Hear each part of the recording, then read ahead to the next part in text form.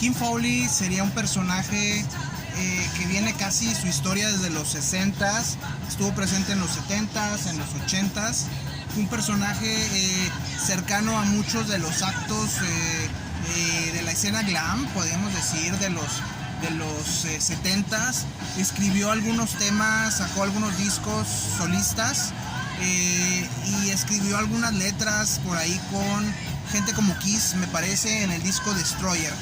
Lo otro importante, la gran aportación creo que a la música de Kim Fowley sería las Runaways, una banda liderada por Cherie Currie, por Joan Jett y por Lita Ford.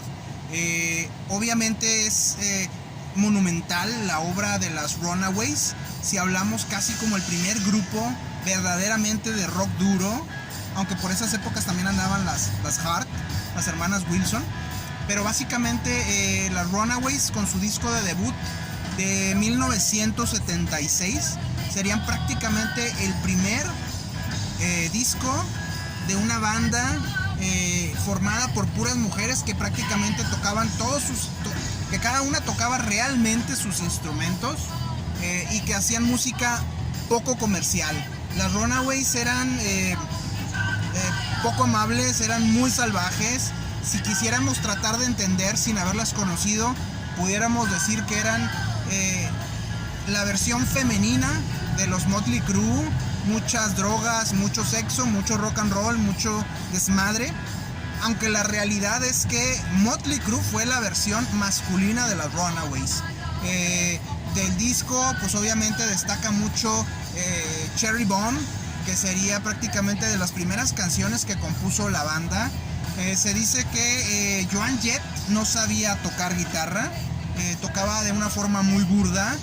Cherie Currie, que sería la cantante, no sabía cantar, era una fanática a morir de David Bowie y le gustaba cantar con las canciones de Bowie, pero no era una vocalista tal cual. Y probablemente su mejor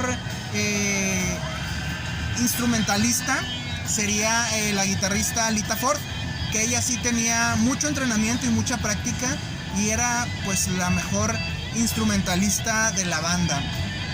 Y de ahí precisamente de esas tres personalidades principales se desprende todo lo que serían las Runaways.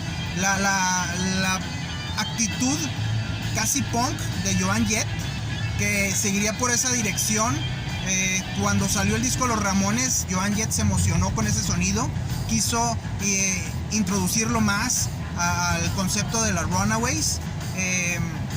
Sin embargo, Joan Jett pues tuvo su carrera muy cercana al pop en los 80s, ya como solista. En el caso de Cherie Currie, pues una fanática a morir de David Bowie, del rock glam, alguien que no tenía preparación tampoco para cantar. Sin embargo, se convirtió en todo un mito de finales de los 70s. Salía en corsé, salía con los ligueros y todo esto, y aparte agréguenle que era muy joven, 18, 19 años en aquella época, y eso era un escándalo, un atractivo escandaloso, morboso, medio estridente de las Runaways.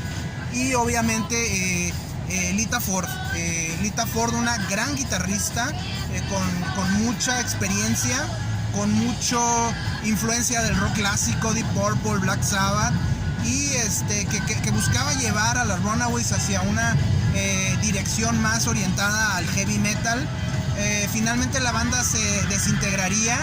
Currie tendría una carrera pues no muy exitosa. Joan Jett obviamente despegaría por completo, haciendo discos de pop con la banda los Black Hearts o algo así, no recuerdo bien cuál era el nombre de su banda, pero obviamente era una banda de acompañamiento.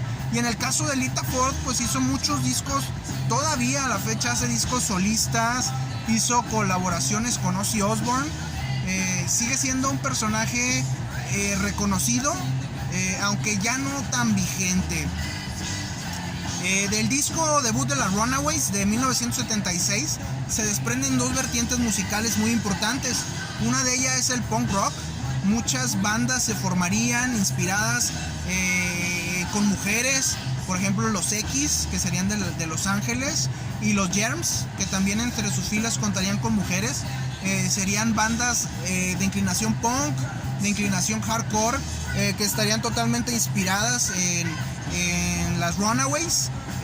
Hay una producción del primer disco y único de los Germs a cargo de Joan Jett, y también obviamente tendríamos toda la escena de hard rock o glam metal que protagonizarían bandas como Motley Crue, que son una copia descarada de las Runaways.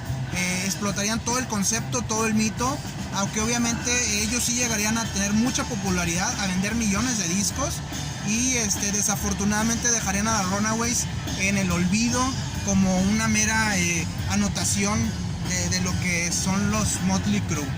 Así, las Runaways se convertirían en ese primer grupo inesperado gracias a Kim Fowley. Prácticamente Kim Fowley las armó, las construyó, como él tenía una idea de crear escándalo, de crear algo muy glam, muy femenino, pero obviamente escandaloso y morboso.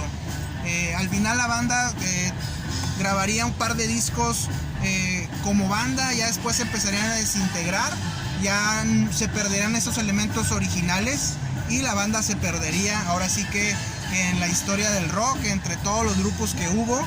Pero vale la pena mucho rescatar ese disco, por lo menos los primeros 2 discos, y sobre todo el primer disco de debut, que es el clásico ahora sí de las Runaways.